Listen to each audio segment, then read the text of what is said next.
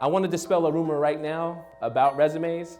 A lot of people think sometimes you could do a resume and it could be super general and that you can customize it, and you don't have to really change it for each job that you apply to. That's very wrong. That's absolutely wrong. And the reason I say that is because each job is going to be different. There's going to be different keywords for the job description that you're using. And you have to think about when you're doing a resume that you're taking the job description in one way and then you have your resume here.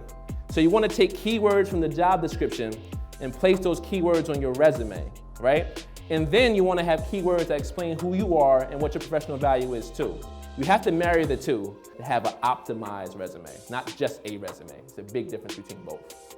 So when you have your first job, that's the most recent and most relevant for them, right? And all recruiters are trying to do is predict that you're going to be successful at their organization. When they talk to the hiring managers, they have to pitch you to the hiring managers. They have to be very, very confident, because if you get hired and you don't last, it kind of looks like bad on you in a way. And so they really want to make sure that you're going to be very successful and that you'll stay longer than 90 days. I also, in resumes, I don't know if a lot of people do that, but I add a tagline. So a tagline is basically like short and concise, and it talks to like the recruiter about what you do and who you are. When recruiters are talking to hiring managers about the applicant, it's something else that makes you stand out.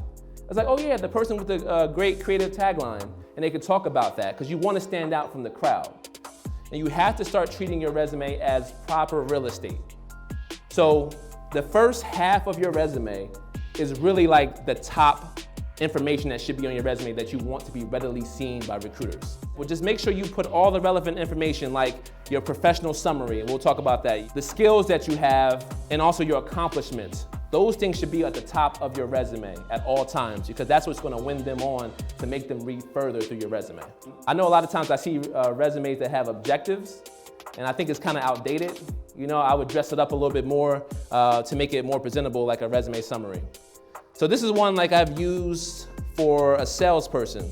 High-performing, enthusiastic sales leader with 10 years of experience, motivating and leading diverse sales teams to achievement. Right away, I gave you how many years of experience that I have, some of my personality traits, and exactly what I do very well, motivating and leading diverse sales teams. And where did I get this from? Oh, the job description. Because that's what the job description says. They want someone that can motivate and lead sales teams, right? So I'm using their language and putting it into my resume. Simple as that. The next thing I'm doing, now I'm showing you my achievement. One of my crown jewel achievements. Consistently rated top 10% annually in territory sales across 5 states with over $50 million earned in total product sales. Now I need a lot of water after that. That was a lot of words. But if you read this and you're a recruiter, aren't you intrigued? Aren't you like, I need to call this person right away before someone else calls them? That's what you want to do. You want to get them so excited that they see this and like, I need to call them right now. I don't even need to read the rest of the resume. Just let me call that person right away.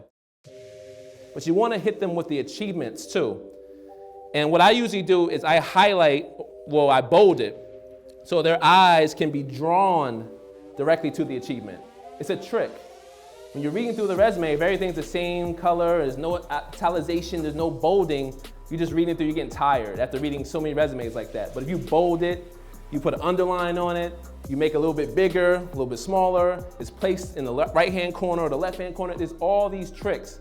So recruiters can have a fresh eye on your resume and they can go directly into all the important things. So that would be bolded, be top 10% annually, that would be bolded. PAR method, problem, action, result. And this actually helps you in interviews as well, and I'll tell you why. So you want to talk about the problem on your resume. What was the problem when you had this position? Next part is, what action did you take to solve that problem? Then the last part is the result. Okay, what was the result? After you took action, what was the final result? When you're in an interview, they ask you, give me one example of how you did this. This is the same as this. It doesn't change, right? Now, in the interview setting, if you put that on your resume, you don't want to verbatim say that in the interview. However, you can go into a little bit more detail, but you already have the basis of how you answer those questions right here. Problem, action, and then what result you've taken. But let me tell you about the ATS, this vaunted ATS system, right? How does this work? So a hiring manager will usually scan the resume into the computer, The second step is the hiring manager will input the keywords that the ATS will scan. Third step, ATS scans the resume for those keywords. The fourth step, the ATS provides a grade or a percentage on the keywords found. And this is what really gets people in a yes or no column. Hiring managers will or will not contact the applicant based on that score. And that's as simple as I can break it down in terms of the ATS. So it can be your best friend if you put a lot of work into your resume. It can be your worst enemy if you don't put a lot of work into your resume.